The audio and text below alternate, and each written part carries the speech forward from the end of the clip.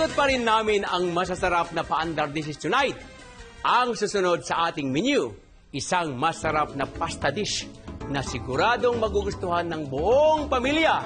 At kapag pasta na pasok sa panlasa ng pamilya, ang usapan, spaghetti lang yan. And tonight, bibigyan natin ng masarap na twist ang paborito nating pasta dish by using King Cup sardines. Kaya simulan natin paghahanda ng ating spaghetti with sardines meatballs. So unang-una, of course, I have 4 King Cup sardines. Ayan. Bali, 4 po.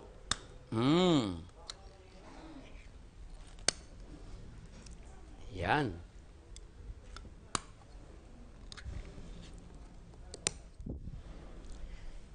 Bali, isa pa. Because I need 4 cans this time for the spaghetti.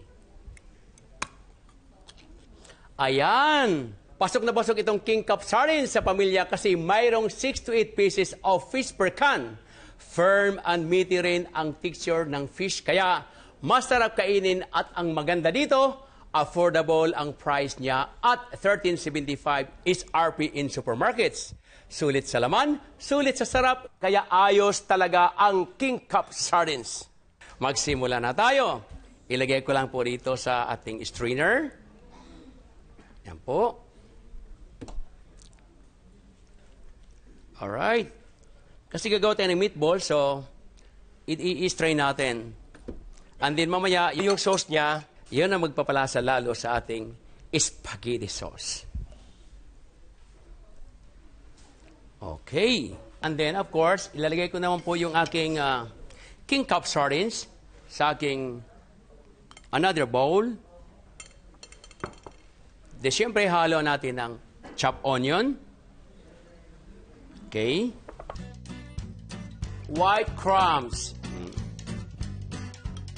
Then, of course, we have the egg, chopped garlic, Parmesan cheese, or any kind of cheese. Chopped basil or parsley if you love, or spring onion, pwede rin. No? Kapag sardines pasta kasi, usually ina-add natin as is. Pero ito, kakaibang presentation siya. Very convenient paihanda. Ito kasi all you need is open a can of King Cup sardines and mix it with your pasta. May masarap na spaghetti ka na for the whole family. Lalong-lalo na Pasko na. Woo! Alright. Sihahalo lang natin. We have to mix this one. Salt. Konti lang. A little bit of black pepper or white pepper. It's okay. So this time, gagawan ako ng bula-bula. My meatballs. Masarap itong banding sa mga kids, lalo-lalo na pag kayong get together. Alright. Tignan natin. Brown na siya. Then habang niluluto ko po yan, gagawin ko na po yung sauce. Okay. Unahin natin ang onion. Yan. Onion muna. Okay. Okay lang yan, hindi pa mainit. Mas maganda pagka pag nagsuti tayo, hindi mainit para hindi kaagad nasusunog yung onions. May tomato paste pa rin para medyo gumanda lalo ang kulay ng ating sauce. Crush or chop or the whole peeled tomato. Lalagyan natin ng konting sugar, about 1 teaspoon of sugar. Dried thyme leaves. Okay, kanina po, sinala ko po yung aking sardines, right? Itong kagandahan, huwag mo itapon. Of course, ilagay natin dito. So earlier, ginawa ko po yung pasta. This is called 11 minutes. 11 minutes of al dente pasta. This one. Okay. Of course, a little bit of salt.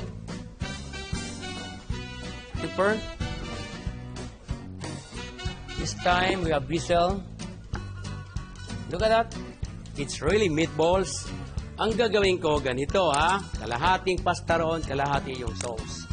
Then, ilagay ko po yung aking meatballs. Dito yung pasta. Dito po sa isa.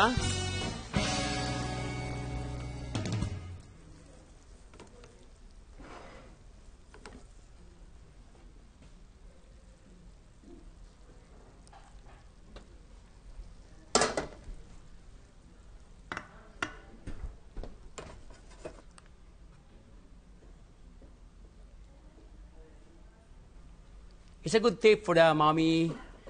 This Christmas na po, so ang ginagawa natin sa Idol sa Kusina ay tulong po sa inyo para hindi kayo mahirapan sa preparation ngayong Pasko. Yes. Then,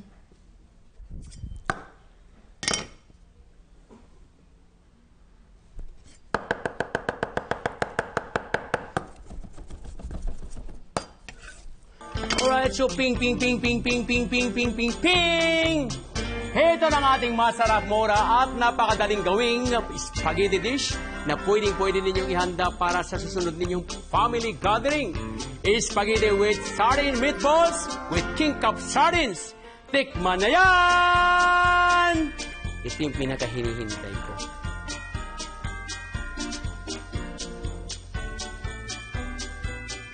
Ayan.